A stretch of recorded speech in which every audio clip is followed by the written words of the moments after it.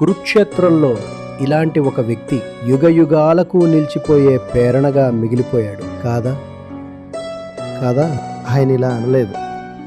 నేనేం చేయాలి? అర్జునుడికి అత్యున్నత జ్ఞానం చెబుతున్నాను, కానీ అతను ఇంకా కదలడం లేదు.